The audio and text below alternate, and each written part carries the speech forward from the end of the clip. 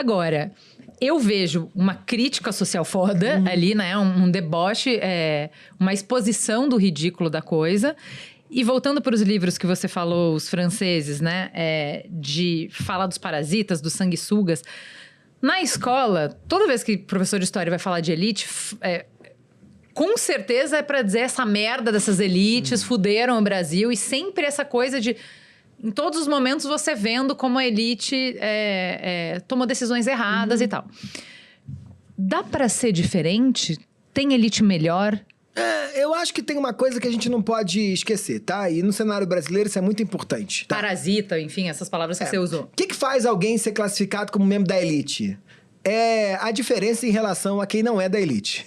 Exato, é quem tem poder, ou de decidir, ou de usar os recursos. Qualquer coisa que me permita ser facilmente reconhecível ou reconhecido por ter alguma coisa que as massas não têm, tá?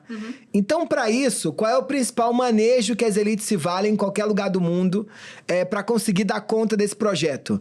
É manter a distância ou manter as distâncias em relação àqueles que eles consideram que não é elite. Então, os grandes momentos da história do país, como você aponta, qualquer professor de história aponta também, onde essa coisa deu ruim, foi quando as elites se viram ameaçadas nas distâncias que separavam elas dos outros grupos. Tá? Então, quando aconteceu da vida dos mais pobres melhorarem ao ponto da vida dos mais ricos continuarem melhorando também, então tem vários estudos sociológicos mostrando, olha, o fulano durante os anos do governo do PT melhorou de vida, mas o fulano aqui no topo melhorou muito mais. As coisas continuam mais ou menos no mesmo lugar e a paz reina, né? E aí o Pedro Sousa, né, que tem um livro que eu adoro, sociólogo, premiadíssimo, jabutizado, né? Duplamente jabutizado no mesmo ano, pelo belíssimo livro que tem, ele vai mostrar que é isso, né? Não importa se tem governo de esquerda ou de direita, se tem ditadura militar ou não, a desigualdade social brasileira continua mais ou menos do mesmo modo. Porque as distâncias estão sendo operadas do mesmo modo. Toda vez que as distâncias estiveram em risco, deu merda. Tá? Ou a gente elegeu quem não deveria eleger, ou a gente deu golpe, ou a gente disse que o mundo ia acabar e o mundo não acabou, para as coisas se manterem no mesmo lugar. Isso é fruto de um modelo de sociedade muito marcado por um período histórico da escravidão, né? Que a gente acredita que tem tipo de gente que não é igual a gente. E se não é igual a gente precisa manter eles à distância. Seja por conta dos marcadores de pele, né? Que organizam, ou por outros tantos marcadores, né? Como gênero, como classe, como regionalidade, e por aí vai. Então, nesses momentos em que a elite se viu ameaçada nas suas distâncias, ela agiu desse modo.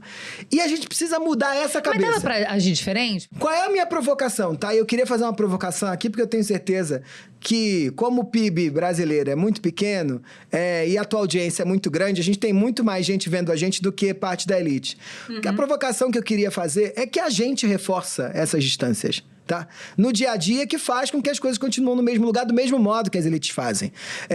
A gente que é mais civilizado não diz que o aeroporto virou rodoviária, porque os pobres chegaram no aeroporto. Mas aí você que está me ouvindo fala que o Tinder não é mais tão bom, porque orcutizaram o Tinder, que tem um tipo de gente que a gente não gostaria de ver lá, né? Ou a gente, quando vai para um show desse e compra, né, com seu dinheirinho suado, porque você não tem as relações para te colocar na área VIP, você reclama que tem gente que é VIPão e você adoraria ser VIPão também. Então, as distâncias, isso eu acho que é um ponto importante desse trabalho. É óbvio que as elites no Brasil, elas não foram legais ao longo da história, mas nós estamos implicados nessa história também, mesmo não sendo parte delas. E a gente precisa mudar a nossa cabeça, né? Esse é um modelo de sociedade onde está todo mundo correndo de algum pobre. E está todo mundo querendo ficar muito perto de um rico de estimação. Ou a gente muda isso, ou não vai mudar. Então, há um lugar muito confortável, sabe? De colocar a culpa em meia dúzia de gente. Essas meia dúzia de gente estão sustentadas pela gente também. E, teoricamente, a gente tem a ilusão do déspota esclarecido. Se você pegar essa pessoa que nunca passou fome, nunca passou frio, que sempre foi muito educada, e der poder pra essa pessoa, ela vai tomar as melhores escolhas por todos nós. Não, né? porque os estúpidos estão em toda parte. Não. Mas dá pra gente produzir alguma coisa de belo mesmo com a concentração de dinheiro, a gente tem que defender uma sociedade marcada o máximo possível pela igualdade, né? Ou que suporte desigualdades que sejam mais civilizadas, não essa que a gente tem no Brasil. Agora, tem um ponto que a gente não pode esquecer, que para mim isso é que é o importante, assim. A sociedade brasileira como um todo está confortável com a desigualdade. A sociedade, sabe por quê?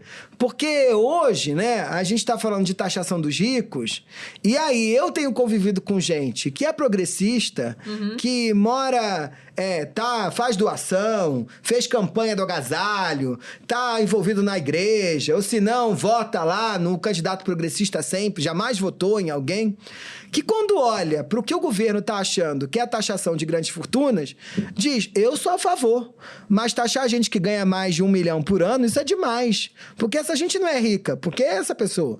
Então, assim, ou a gente entende, né, que nós somos parte desse negócio. O que me incomoda, que eu acho que é algo que o meu trabalho, ele tenta mostrar, é que a elite brasileira não é uma meia dúzia de filha da puta sentada no escritório querendo foder o país.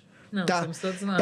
É uma cultura que é a nossa, do qual eu e você fazemos parte também, por mais que sejamos mais bonitinhos na foto, parecemos mais civilizados, nós também estamos envolvidos nisso. Então, o convite não é de corte as cabeças, porque se cortarmos as cabeças, o jogo continuará mais ou menos igual. Sim. Mais ou menos igual.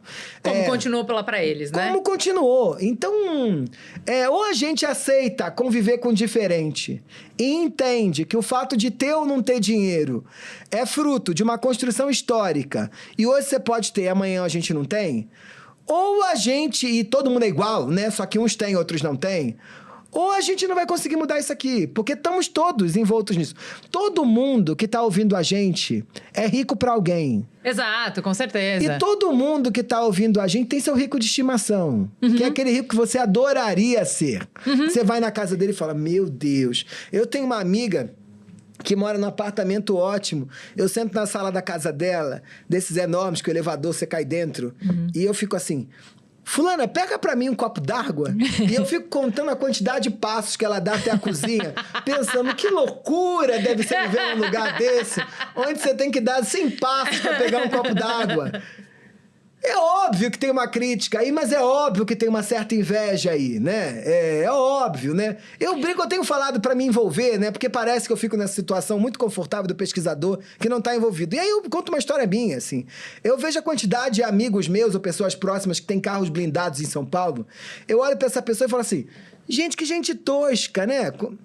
E aí, eu falo, vocês são gente de classe média, média alta, por que vocês estão de carro blindado? E essa pessoa olha pra mim e ela diz, mas Michel, como eu viveria de outro modo? Porque eu tenho um filho, eu ando na Giovanni Gronchi, que eu nem sei direito onde é no Morumbi, e aí lá é tensíssimo, fulano que eu conheço já levou um tiro, não sei o que lá, o trânsito. E eu falo, gente, que gente tosca, eu ando em qualquer carro, né? Não tem nem mais que CNH, não tem nem carro. E aí eu olho pra minha vida e eu ando pouquíssimo de transporte público. Quase nunca. Eu tô sempre dentro de um táxi. E a desculpa que eu dou pra mim mesmo pra viver uma vida dentro de um táxi, gastando uma fortuna em táxi, é que a minha agenda é tão apertada que eu não tenho tempo pra me locomover pela cidade, a não ser com transporte particular e a não ser usando o corredor, que é o privilégio do privilégio. E aí eu digo, né, pra assim, gente, mas como é que eu viveria de outro modo? E a empregada que trabalha na minha casa, certamente olha pra minha vida e tá falando, que loucura esse cara, gasta tanto dinheiro de táxi, por que ele não entra no ônibus e paga sei lá quanto, que eu nem sei quanto custa a passagem. Então, assim, todos nós estamos envoltos nisso, inclusive o pesquisador. Inclusive o pesquisador, porque eu olho pra minha vida e falo, não cabe eu entrar no metrô. Não cabe. Não cabe pela minha falta de tempo, mas também não cabe pela vida que eu gostei de inventar pra não caber o metrô. Pra não caber o metrô. Então, do mesmo modo que o fulano que tá no carro blindado olha pra mim e fala, Michel é doido, né? Como é que ele tá andando por aí num táxi que pode bater, sei lá, a ponta de um revólver e quebrar o vidro? Então, cada um vive uma vida que acha que é a vida que cabe pra si. Se a gente olha para a quantidade de dinheiro investido em filantropia no Brasil ao longo dos anos, a gente sempre teve atrás do Sudão. A gente sempre teve atrás do Sudão. Agora, sabe por que não tem? Porque para isso você precisa ter uma concepção de que você faz parte de uma nação. E não que você faz parte de um grupo de pessoas que são ou iguais a você ou melhores do que você.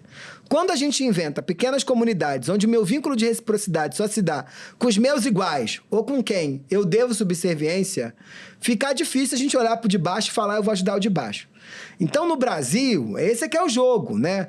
Ninguém se acha devedor de ninguém. Ninguém se acha. E aí tem trabalhos importantes, né? Que vão reforçar a ideia de que a elite brasileira, isso eu queria deixar claro aqui, a elite brasileira é muito sensível à desigualdade.